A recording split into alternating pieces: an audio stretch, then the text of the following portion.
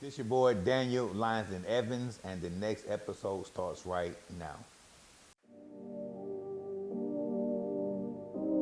May I introduce myself?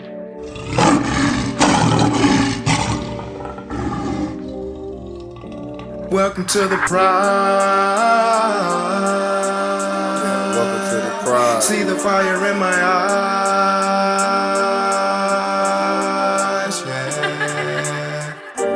Brothers need to stick together. As a team, we can make it wherever. Just tell me how you feel. Yeah. Just tell me if it's real. Hey.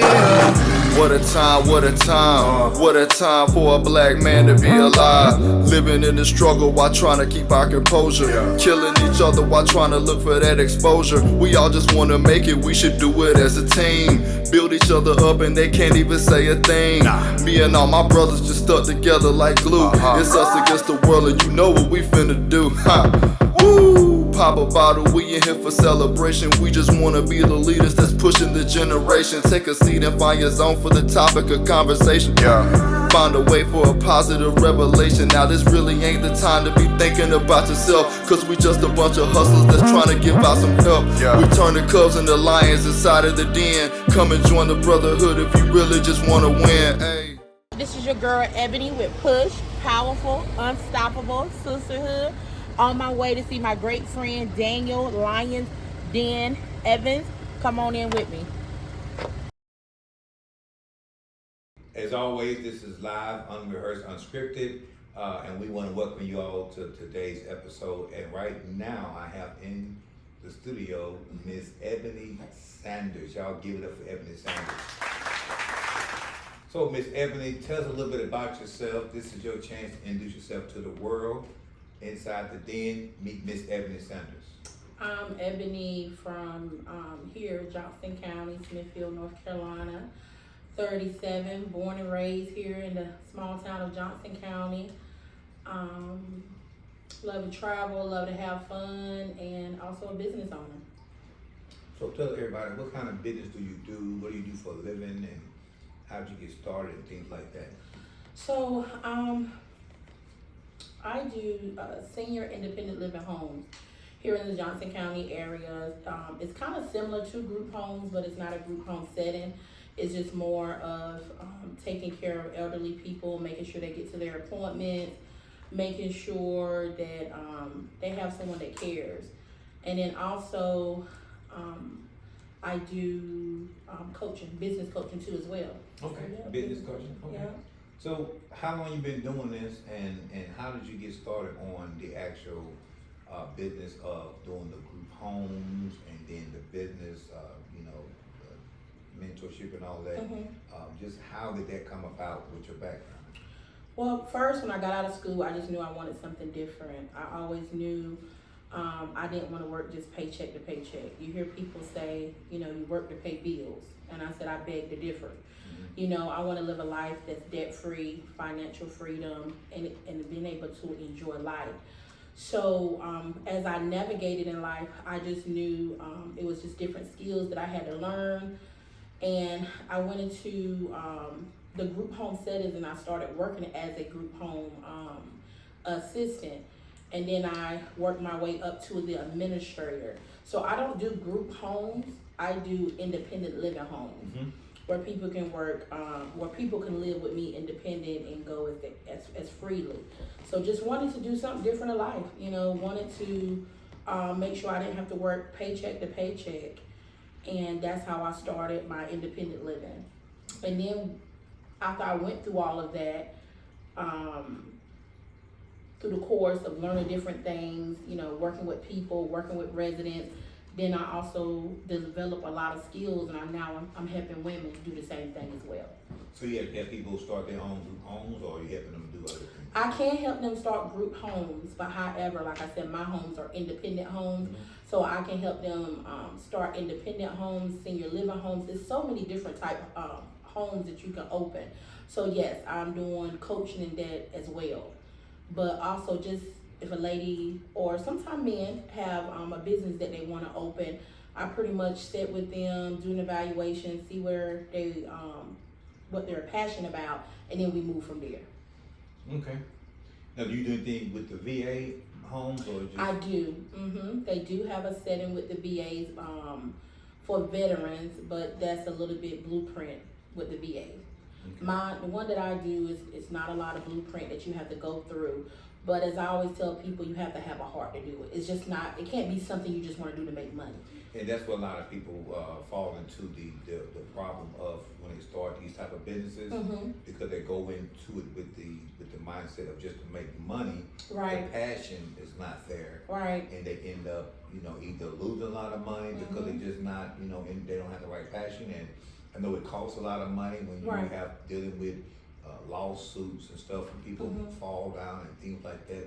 I think when I first got here in 2016, I heard a story of somebody in one of those homes ended up wandered off and got hit by a car and stuff like that. But so you have to deal with all that stuff legally with your business. And I know that, and so you tell the people, like, what are some of the biggest misconceptions in those type of businesses that people run into by just not knowing? Just knowing the type of home you want to work. You got to know if you want to do a group home or if you're going to do independent, because it kind of coincide with the independent living. You cannot require 24-hour care.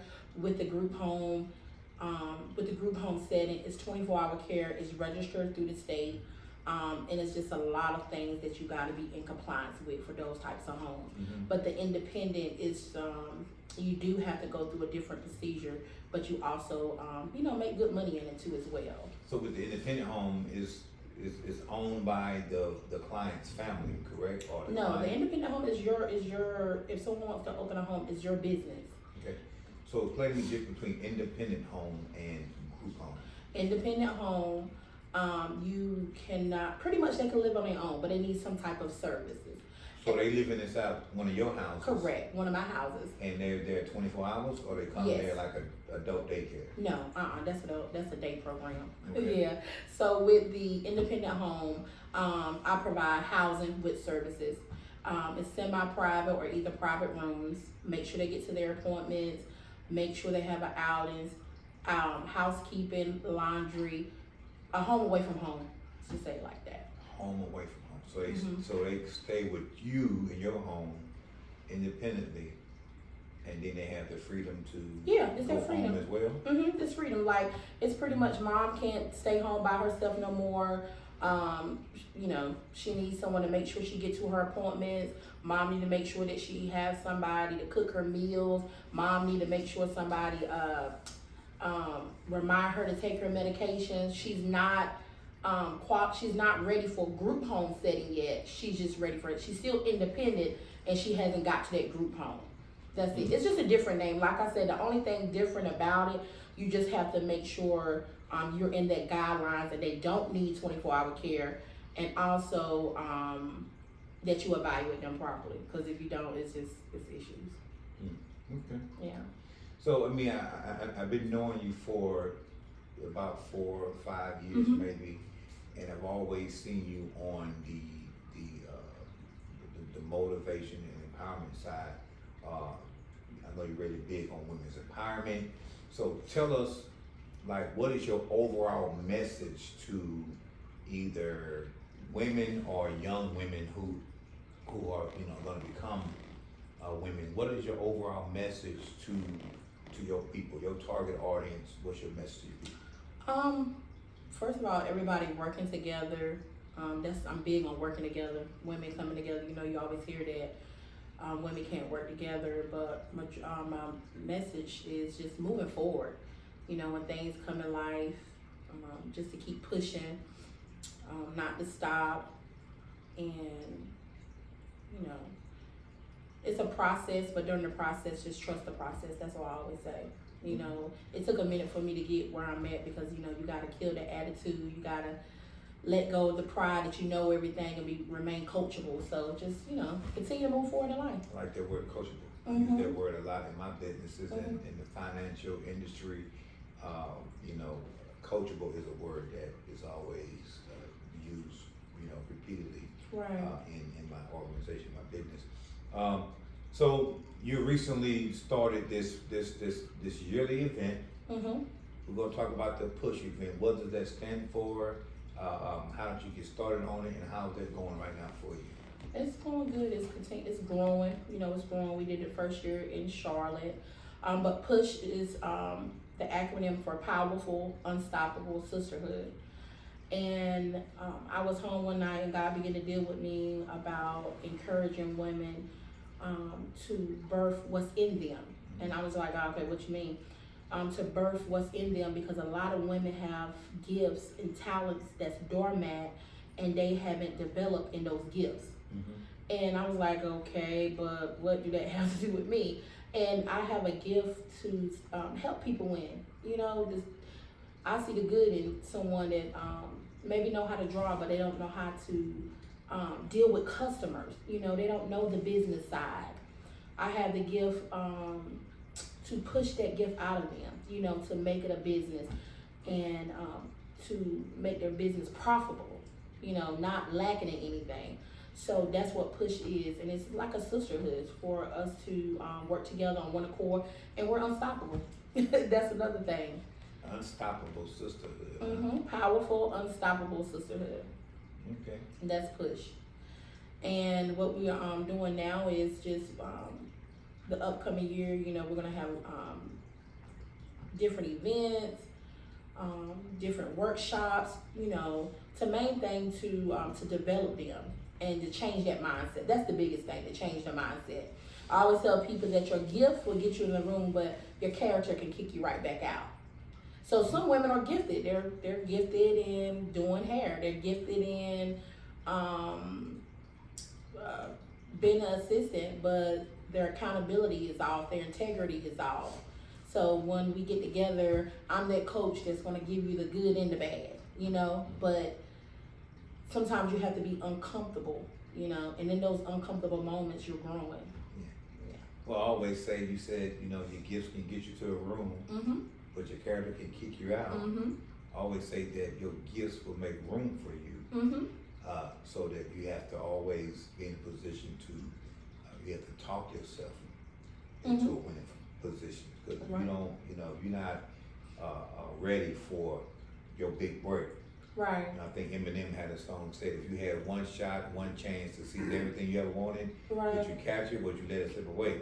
So you have to be ready at all times to take that, to take the, you know, the reins. And another thing you said was people have to be comfortable with being uncomfortable. Correct. Because in the uncomfortability is where you actually grow, because you're seeking to be more comfortable, and as you seek to be comfortable, you're growing from the part that you was before into the season that you're going into. Right. And then once you get comfortable, it's time to do what? It's time to get uncomfortable all over again. So growing in areas that you're not strong in, it calls you to stretch and get you uncomfortable so that you can grow into the better version of yourself. Because we all looking to improve on ourselves. We all looking to chase after the better version of ourselves. And so in that pursuit of perfection, in that pursuit of happiness, is where we get the most growth. And we break down the word pursuit. That means you're actively chasing after something. Now, as humans, we may never achieve perfection, but the pursuit of the perfection is where we actively engaging in, you know, chasing down the better version of ourselves. Definitely. Yeah. So, so we want to talk about, you know, for the ones who are just joining us, for y'all who've been watching the show thus far, know that this season, season 3, is the year that I finally decided to introduce the female audience to my show. For the first 2 seasons, it's just been all, you know, all guys. You know, I started this show during the pandemic as a way to, you know, kind of get some brothers together and talk about some of those issues that we have a problem with, but we just can't talk about them out loud, or we can't discuss them. And you all know that, you know, certain men in our community just don't believe in therapy. Right. So, but we all need some type of therapy. Right. We all need to be able to talk to each other and kind of, you know, the Bible said we overcome by the blood of the Lamb and by the words of our testimony. So having other brothers talk their problems out, it really helps us all get to the bottom of those issues. And just like you doing the women's empowerment, I've been on this men's empowerment, movement for the last 2 seasons. And so I thought that, because a lot of women are really big supporters of what I do on the show Inside the Den, and feeding off of you inviting me to host your push event. Right. I'm super excited about being connected to powerful, strong-minded, unstoppable sisterhood. I want to be a part of that, and so this year, like I said, I wanted to introduce a female audience. So you are here as a part of the movement to open up the audience to new, to new people. Correct. And so moving forward through life's obstacles, that's one of the things you said that was really you're really passionate about. Yeah. Let's break that thing down. And what does that mean to you when you say moving forward through life's obstacles? What exactly do that mean for all the sisters out there that might need that encouragement? Yeah. So when life happens, you're in a relationship. Sometimes I have coached women whenever they're going through a divorce, and everything was good when the husband was there, they was working together, had a business, and then when life happens, it shakes them off the ground, and they stop, because this situation have happened. And I'm not saying not deal with it, but just make sure that we're moving through. Even in my own experience of relationships, problems with my business, I had to learn to keep pushing no matter what. Deal with the situation, find some people that you can talk with and let them know what you're going through. Like we said earlier, there's nothing wrong with therapists or going to a counselor, or just, definitely praying to God, but talking to someone about what you're going through and making sure that you're not allowing that situation to stop.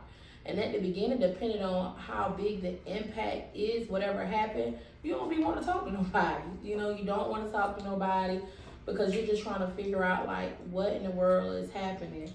And what I've learned whenever I'm transitioning or I'm going through something, it's never, once again, it's an uncomfortable situation. And I had to encourage myself, I'm gonna get through this. I sit back and I evaluate how I kind of got out of, how I got in this situation, what I need to do to get out of this situation, how the steps. So just making sure that you're moving forward in life, that's the important thing. So let me ask you this: what is the number one issue that you think some of your sisters are having right now when you're dealing with people? When you are helping them with their business, or you trying to encourage them and motivate them in the women's empowerment, even at these push events, I know it's got to be like a common denominator. What is the biggest hold up or the biggest Achilles tendon in some of your sisters' situation that you can recognize that that they need to all work on as a whole? What do you think that is? Definitely fear. Fear of what? Fear of success. Fear of success? Yeah, fear of, I'm just saying fear in general. Fear of the not knowing. Fear of, what people might think. And then that's when procrastination come in there. It's just like they know they want to do it, but people have got comfortable working these 9 to 5s. Oh my God. And it's just like, okay, I know what I'm gonna get here, but now I'm taking all this and I'm taking a risk on me. They'll go work for somebody else and doing 9 to 5s and doing doubles, but now I need you to take this attention and put it all on you. So it's like they have to do baby steps. They want the whole blueprint at the beginning, if that makes sense. They want the whole blueprint. It's like, okay, God, I know I have these gifts, but now you're telling me I need to quit my job from this 9 to 5. It's like they don't want to trust the process. But fear, definitely I would say fear to answer your question, fear. To move forward. That's the biggest thing. I've been at this job 9 to 5. I've been in this job for 9 to 10 years, and this is what I do. Now you're telling me that if I want to be successful, these are the steps that I have to do, and some people are not willing to do those steps. Well, I've learned over the years of, motivating, because, me being a motivational speaker and then, you know, me being a life coach, I've learned that people have gotten comfortable with the struggle because the struggle has always been consistent. The struggle has always been paramount in people's lives, and people go with consistency, and that struggle has always been there. So they'll trust the struggle more than they trust success, because the success thing that we're talking about while we're on the subject, I don't trust success because what does success really looks like? How much do you have to sacrifice for your success? Definitely. And does success come every week, every month, every year? So if me being an entrepreneur, I have to not, like you said, bet on myself.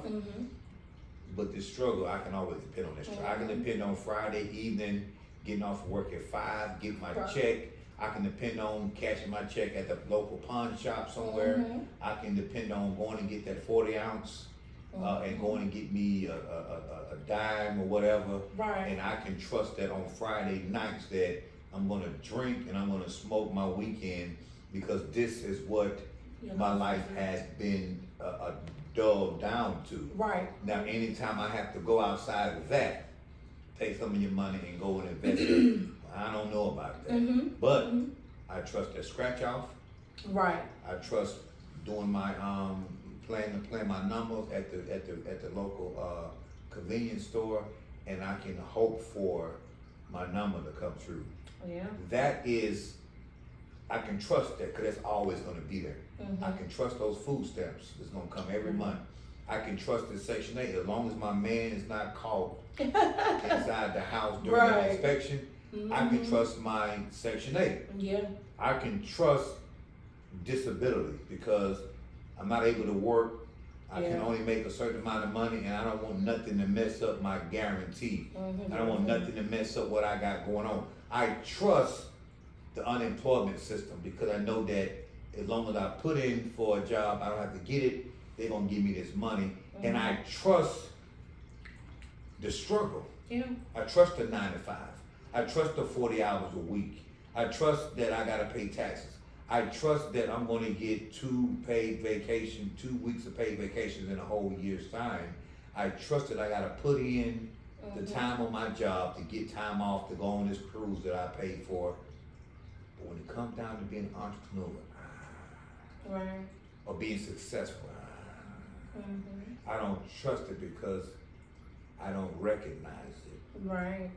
And so that fear, I found out that for you to tell somebody that they can you know, do what you're doing and you can show them how to make 6 figures, but they got to put some money up.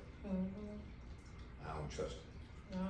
Why do you think that fear is the biggest common denominator in women? But I can tell you that it's in men too. So is that a cultural thing for our people, or is it just something that we have adopted over here? What do you think where that fear comes from? Like you said, I think it's just, you know, people have become comfortable and they have adopted it over time. You know, they just have became comfortable with it, you know.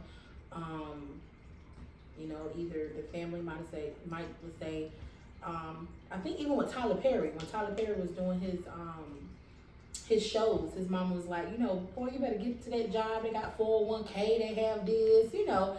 It's what people are saying. So then it's like they really don't trust themselves. They have the unction that they want to do it, and you begin to deal with that mindset. So that's why I'm doing a coaching now, so they won't get into that room too early and then mess up everything. So I think it's just overall just them over in time.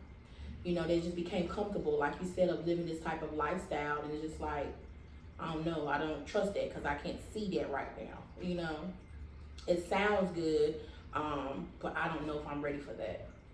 And most of the time, people are ready, but they still live with these crutches in their life. They might have a job as a crutch. They might have a significant other as a crutch. They might have a kid as a crutch. They might have just anything that they can use as a crutch. And the problem is when do you know when the right time is the right time to take off and become start your own? When do you know when the right time is? Because I have I encourage people on when I feel that the right time for them is. But what do you think? You have to talk to your people about being able to move forward through life's obstacles and just being able to say, when do you know when it's the right time to put all your eggs in this basket and go and bet on yourself? I definitely say invest in a coach, and because that coach shouldn't be tied to you, and that coach is not going to tell you something that you want to hear. Developing that personal development, and then you will know within self that things have shifted and things have changed, so you will know because you're going to see that big change because you're consistent now, you're disciplined now, you're putting in the work, you're just not saying what you want to do, but you're actually doing it. So it's kind of like a knowing. You will know when you get to that place because you're executing now. It just ain't talking. You're walking that walk, so that's what you will know. For me, it was more of, like I said, me becoming disciplined, me becoming consistent. I will write it down, but then I wasn't executing. And then I would start procrastinating. So I knew what my time was when I was like, okay, I'm on it. And you just get tired. To answer your question, I guess you get tired of doing the same thing and you getting the same results. You will know when that time is,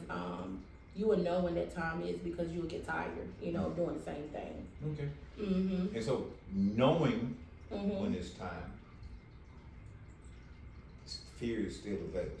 Fear is still present. So how do you push past that fear to actually go from knowing, being tired, and then the execution? So in between that being tired of being sick and tired of being sick and tired and the execution piece, it's a step in between there.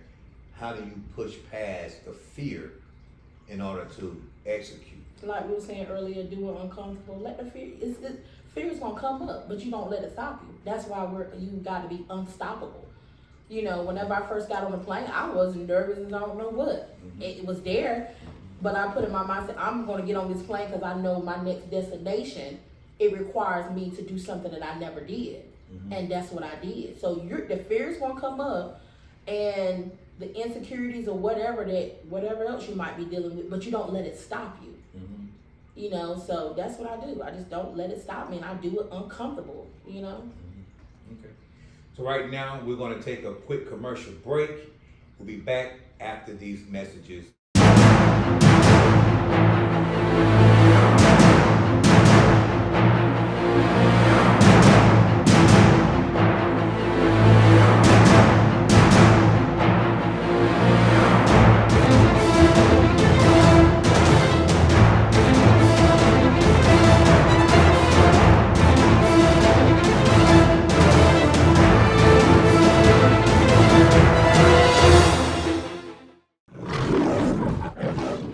And so one of the things that I tell my people when it comes down to when is the right time, like you said, you're going to get to the point where when your season has changed, God will start making it uncomfortable for you in your current season, and that will provoke you to get sick and tired of being sick and tired. Now, one of the things that how God deal with me is if I'm in a season too long, and He's trying to push me into a new season, He will cause for me to be stagnant and unsuccessful in this current season, and He will draw everything up, and I would have to make a change. But some people get to the point where when they got to that point of sick and tired, then they still fear. The fear comes from being fear of failure. The fear of failure is one of the things that keeps people from going all in. But understand that failure has to be part of your success. Every successful entrepreneur, every successful business person, every successful person that's done anything significant, they had to deal with failure. Correct, The person that done the light bulb, he might have done 100 times, but he found 99 ways not to make the light bulb. He found one way to make it work. And so we have to understand that as entrepreneurs, as business people, when she's talking about moving forward through life, changes in life struggles, the ability to not make a decision is just worse as making the wrong decision, because when you don't make a decision, you're stuck in neutral. Right. The world is still passing you by and you're still stuck. Making the wrong decision, at least you're making a decision, and then making the right decision. You have to be willing to, like you say, bet on yourself. That's right. If you don't bet on yourself, then you can't expect anybody else to bet on you. If you don't put forth all the energy into your ability that what you can control, Right. then how are you going to expect somebody else to put energy into you? And so that fear of failure has to be something that, like we said before, you have to get comfortable with being uncomfortable, and you have to embrace failure. If you don't embrace failure, then you're not going to succeed. So even in my organization, when I'm talking to people about prospecting, recruiting, and for things like that, well, I don't want to be told the word no. Oh yeah. No is a 2-letter word that has never killed anyone, Right. but it has made people experts at getting yeses, because those no's pay you. Right. That's right. You gotta burn through because it's a law of averages. You burn through the no's to get to the yes, or you fail fast, or you fall forward instead of falling back, or fail forward instead of falling backwards. But when you get the failures out the way, Right. you're able to learn quicker whenever you can actually, fail from your attempt. So, so I tell people, when you get to the point where your hobby makes more money than your 9 to 5, that's normally the first sign that you're ready to launch into your business. Anytime your full-time 9 to 5 job becomes a hindrance to your life, when you have to, when your job makes you have to struggle because the time you're spending on your job is taken from your business, but you're making more money in your business, that's normally the sign will say you ready to go ahead and do your own thing. Definitely. And then when your job, you're like, I don't really want to be here. Yeah, that's how it be. Yeah. It's time to move, but you can't have the fear of failure. Yeah, no. One of the things they did in the old days, the Vikings and all these kind of people, they had these warships. You've probably seen these warships on these movies. You've seen the 300 and all these type of gladiator movies. One of the things they would do is, and I learned this in the book, Think and Grow Rich, how these warriors, these armies, when they go to the destination to fight these battles, the captain or the leader of this army would have the crew members to burn the boats right in front of them. They burn the boats, and he will point to the boats and say, we have no ride back home. We have no way back. Right. So we have to win this battle to take over their land and take over their boats, because we don't have a retreat. We don't have anything to take us home. So that's a guaranteed win if you know that you're fighting for your life. And so I think that a lot of people get into these situations where they dependent on their backup plans, and the backup plan keeps them from going all in, because they still say, well, as long as I got this, I'm safe. I ain't gonna lose it. Get rid of your backup plan. When you get rid of your backup plan, you have to put in the work. That's right. You have to make it happen when you don't have no backup plan. But as long as you're holding on to something as a crutch, talk about getting rid of all the crutches, you're still going to have a problem with getting all in. Right. If you still depending on your backup plan. What do you think about that of getting rid of your crutches and your backup plan? Yeah, because if not, then you're just like, if anything was to happen, at least I have this, I can go back. If you get rid of the backup plan, then you're not, you're moving forward without those negative thoughts of thinking of something, the worst is going to happen.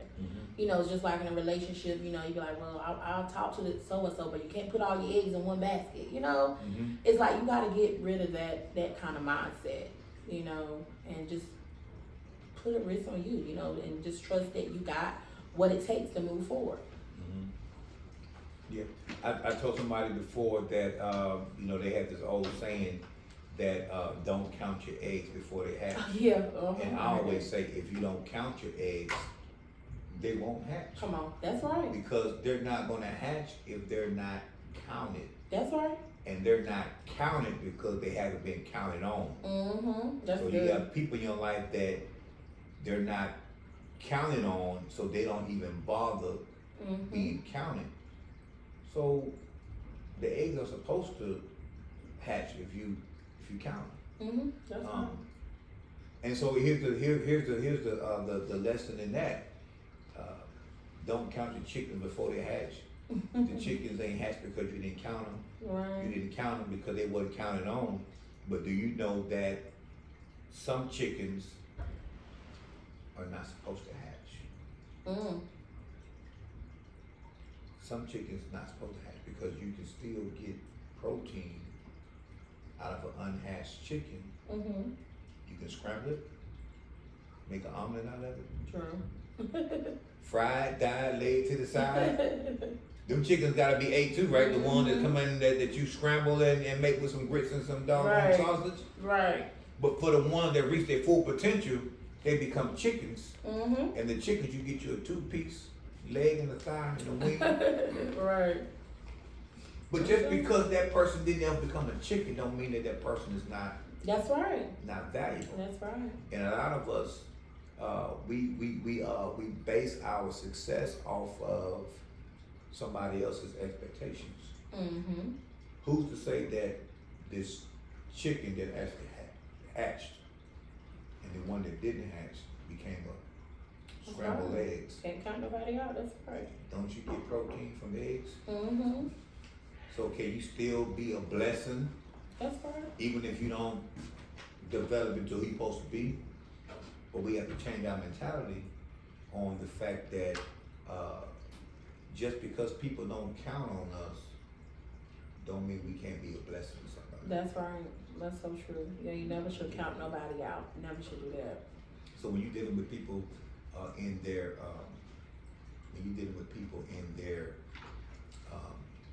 the areas of your expertise and things like that, like how do you get them to push? Just definitely helping them with their self-esteem, that confidence, and just continue to pour into them. I just basically speak with them, just see where they're lacking in, and then just pour into them, helping them to give them an affirmation that they're beautiful, that they're enough, and that they can do whatever it is that they want to do. If they want to do this business, hey, we're going to do it. So once again, mindset, helping them boost their confidence up, and different skills of that nature. Okay. Now, what skills do you offer your people when you trying to get working with them and stuff? Like, what are some of those skills that women may be lacking in order to be more professional? Like, I know that some people have issues with, how to conduct a proper job interview and resume. But what are some of the skills that you actually work with them on when they come and talk to you? Communication skills, that's the biggest thing. Communication skills. Yes, their communication skills. You try to get people to leave their slang terminology or yeah, they can be them, but I'm just like, ooh, you still a little rough on the edges. I told them they just don't know. I'm like, oh no, you can't do it like that. We gotta leave that all out, so just definitely communication skills, for the ones that have business, of how to communicate, getting a contract. We shouldn't do nothing through no text messages. Me and one of my friends was just talking about that. We shouldn't do any type of business through a text message.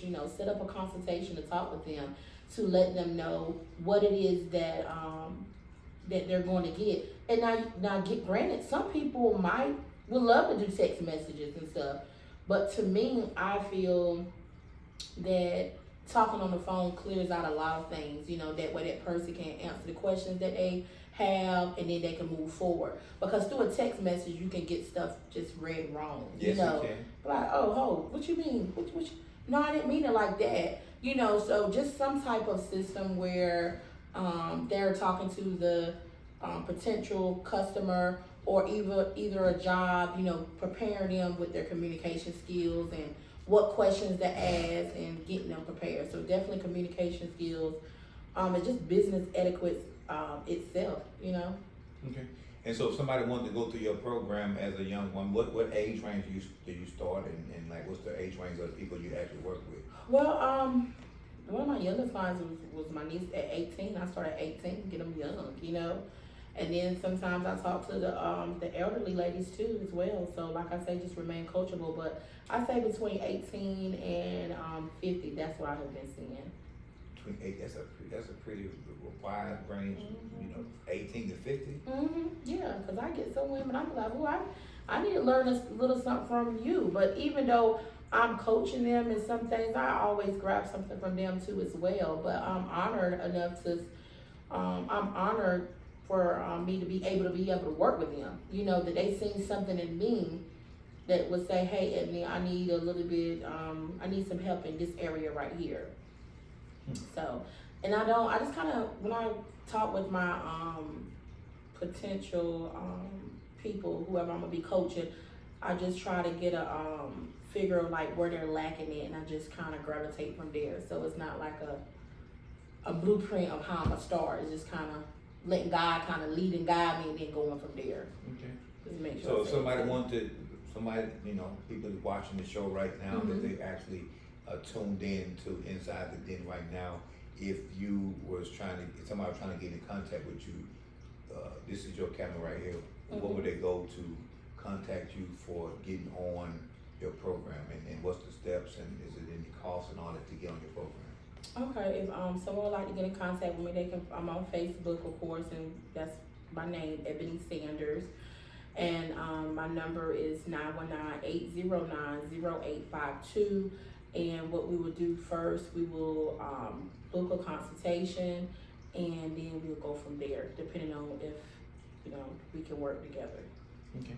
You also work with abused and battered women, and do you work with women that's coming out of jail and stuff like that? Yeah, of course. Yes, I do. I'm actually working on some things now for women that's coming home from prison, to make sure they have somewhere to go, and making sure that they're ready and equipped for the next step when they come home. And what are some of that include? I know we was talking before about partnering on halfway house situation when they come out from prison, and we working with them on getting their credit and stuff straight, and helping them with their resume. And then helping them, I guess, with the interviewing process, and then housing and all that. But what some other things are you working on for 2023 for the next year coming up? What some new things you're working on? Yeah, definitely. That's the biggest thing. That's what you put it out. Yeah, that's the biggest thing right now. So with my housing, I want to be able to help the elderly, people that's coming home from prison too as well, because we can't forget about them. Even though they made a bad decision or whatever happened in life, that them be some of the smartest ones, and very creative, so we're assisting them too as well, getting them ready. That's awesome. So 2023, what are some of the things you're trying to accomplish, and what some of the goals you have for next year coming up, and just like how do you plan on getting all that done? I know you wear a lot of hats. No pun intended. She had a hat on earlier. Right.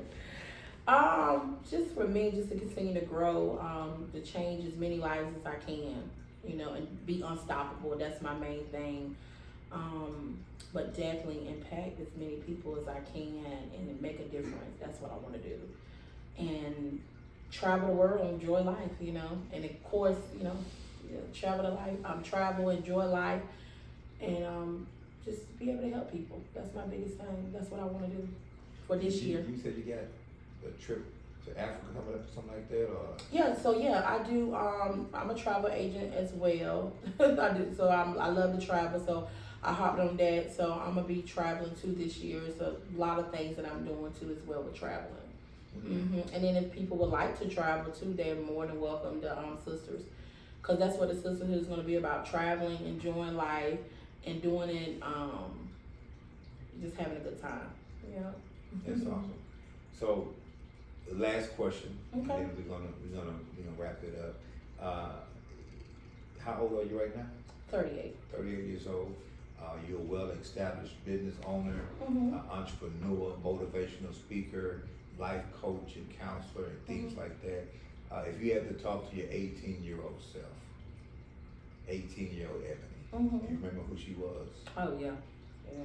So, 38-year-old Ebony, talk to 18-year-old Ebony. Like, what would you talk to her about her life and how she's going to do these things? Like, what would be your message to 18-year-old Ebony? Don't stop. Whatever you want to do, put it in your mind to keep on pushing. I'm proud of you, and sky's the limit. That's all I would say. Sky is definitely the limit, and whatever you put your mind to that you could do. If I would have told myself that early, I knew I would be farther along than where I'm at now. So would you the decision that you made since 18 and 38, any decisions you would do differently, and why? Oh, definitely not listen to people. Definitely not listen to people.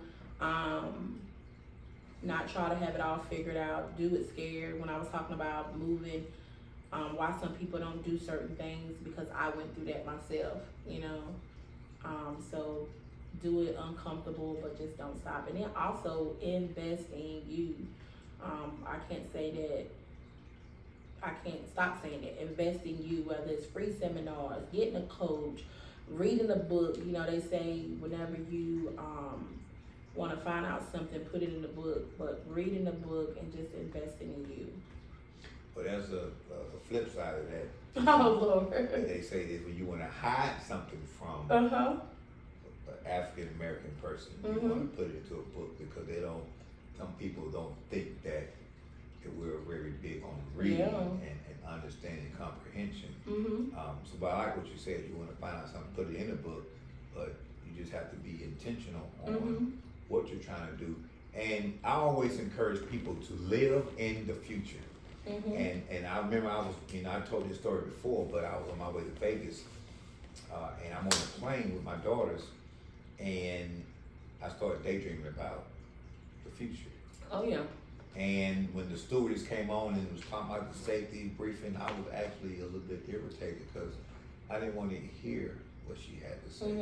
And so I heard the voice of God say, you live in your future more than you live in your present. And I said, okay, is that good or bad? And then he revealed to me, every area of your life you project in someone's future. When you do credit repair, you talk about their future score. When you do a life coaching, you talk about their future life, what they're going to do. When you motivate people, you talk about the future. So it is very important to visit your future frequently, because we're all chasing better versions of ourselves. Right. So your better version of yourself is not now, but it's in the what? Future. So you have to live, when you arrive to your destination, you have to already feel like you already been there before. It can't be a culture shock to you, like, I don't know what to do when I get here. Because I have to be prepared for this. So we have people now that are actually arriving in their destination, but they don't know what to do. Because they haven't been trained, they haven't been living in the future enough to even know what I want the future to look like. What house you gonna live in, what kind of car you gonna drive, what school your kids are gonna go to, how does your day look like.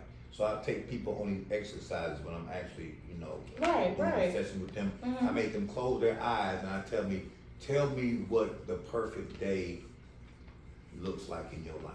And when they have problems, I say, let me tell you what my perfect day looks like. I wake up in the morning when my body gets tired of sleeping, and when God wakes me up naturally. I get up on my own, not rushed by an alarm clock of any kind. I get up, I do my morning devotion, I go work out for 2 hours, come back, take a shower, and then I start looking at my emails, and I'm confirming a speaking engagement that I've been offered or been selected to. Right. And then I might have breakfast, and then I confirm the engagement, I confirm the payment, and then I get dressed in a nice suit, and I leave for my private jet at a private hangar. Okay. I travel with no bags. I go on the plane, I get to my my hangar, I fly to this location, and as I'm on the plane, I'm making sure that everything is good. I land at my location, my destination, Okay. and my suit or my clothes are already in the room when I get there.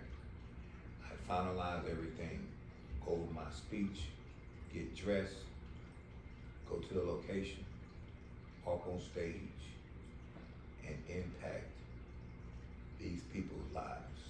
And I drop the microphone, walk off stage, check my cash app on the way out, or check my payment on the way out, back to my room, get my stuff, go to the hangar, and be back home before dinner. Okay. That is what the perfect day looks like in my world. And so getting people to see that, visualize that, Right. and then if they can visit their future frequently, it becomes so normal to them that when they see it, it's like, so you have to manifest things in your life. Come on, you better say You have to it. call things that are not as if they were. And you have to speak life into the situation That's that right. you're living in, so that when you arrive at your destination, it's not foreign. You're like, I'm Yeah. supposed to be here. That's right. That's right. People feel like they don't belong, but the problem is they do belong, but they just don't feel like because they haven't lived, they haven't visited the future. But when you feel like you belong, you're supposed to be here, That's right. everybody else is so intimidated by it, but you like, I'm comfortable here. That's right. But this is what I dream about every day. That's right. So any final thoughts, man? No, that was good. Listen, I'm still on that. I'm over getting on the jet, going back home. I'm like, listen, I'll stay a couple days. You know me, when I go somewhere, I love to travel, I love to have fun. But like you say, like, yeah, I deserve this life. You kind of see it before you see it, you know? So I do like that. So that's how I kind of got to where I was at, because I knew, hey, it's more. This ain't it. This ain't the final destination, because I see it. So yeah, that was good. And so, like I say, it's just one of those things you have to continue just to believe in yourself. That's right. And you keep pushing. And now I know your push is powerful, unstoppable sisterhood. But coming up in the church, being a preacher's kid, Right. you know, they used to say, push is pray until something happens. Oh yeah. But you have to give that. You have to give that push some fuel. That's right. The Gotta Bible do some said good. that faith without works is dead. So That's right. when you pushing, you have to push with a purpose. When you praying, you pray with a purpose. Whether you praying until something happens, or whether you claim to be a powerful, unstoppable sisterhood, pushing and still pushing, you have to get to your next destination. And it all starts with your mentality and being able to, like I said before, make a decision to move forward when life situations happen. You can't be, you know, the inability to make a decision is a handicap. So you got to make a decision to keep pushing forward. Right. That's right. Okay. Well, it has been an awesome time with you all here today on Inside the Den. We thank you for Miss Ebony Sanders coming in and blessing us with her presence. We look to see her again in the near future. You're definitely going to be invited back. All right. Thank you. In the near future. You just let me know what your schedule looks like, and we can definitely get that done. Okay. We're also going to be, go ahead and tell us when the next push event is going to be, because Soulfvl Designz is going to be there, I'm going to be there, and we want to make that a live event, so we're going to actually do a documentary on this whole event. So when should we expect the next push event? It will be October. We always do our annual push in October. I want to say October the 16th. We kind of working on a few things, but we'll definitely let you guys know. And then we also are working on some brunches and different workshops too that we might can connect with the den, you know. Hey, as whatever you well. got for me, I'm definitely available. Right. I'm accepting all invitations here live, so you all can see us in the future. Soulfvl Designz inside the Den, Daniel, LionsDen, Evans. We will be on board and be on the lookout next year. We're gonna be working on a couple of projects. I got a movie coming out, Pride of the Lion, and then my book is coming out as well next year. And then I'm getting ready to start on a magazine. It's gonna feature local entrepreneurs in the area. So I'm gonna be doing a story on you. So I need you to get some stuff to me in the future so we can get that done. And just be able to promote businesses and help, become, part of the solution instead of part of the problem. You know what I Right. mean? Love it. And we can help showcase these people and help them get to the next level. Then I believe that, we can definitely all push each other together, each one teach one and pay it forward and things like that. And so I'm excited about your future. Thank you. I'm excited about 2023. I'm excited about everything that we got going on because we are both, I believe, manifestors of our destiny. And since I've been knowing you, you've been on the same path of sisterhood and women's empowerment.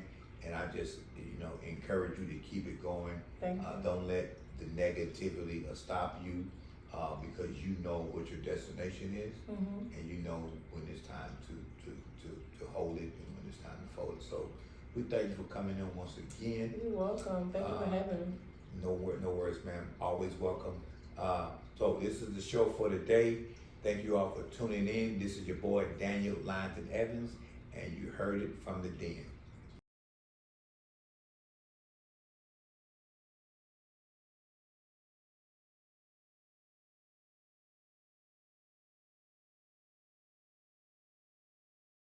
Stand for nothing, you'll fall for anything. I'm a lion and ain't nothing but anything. We on fire and my brothers, they on fire too. And we'll fight for each other, that's what lions do. Progression of the team is the purpose of our devotion. You can see that we've been working and really having some motion. None of it was given, you know that we had to hustle. And that's just how it is when you coming about the struggle. They say it takes a village when you raising a child, and they all turn into your family after a while. We gotta feed into each other, show love to one another. Not a race, but I know we can all finish the mile. When we step up in the den, you letting go of your past. You the only person that can really hold yourself back. The pride and strength of a lion is truly a match.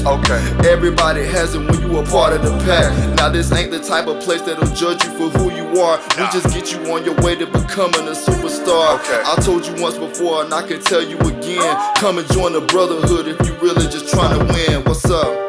Brothers need to stick together. As a team, we can make it wherever. Just tell me how you feel.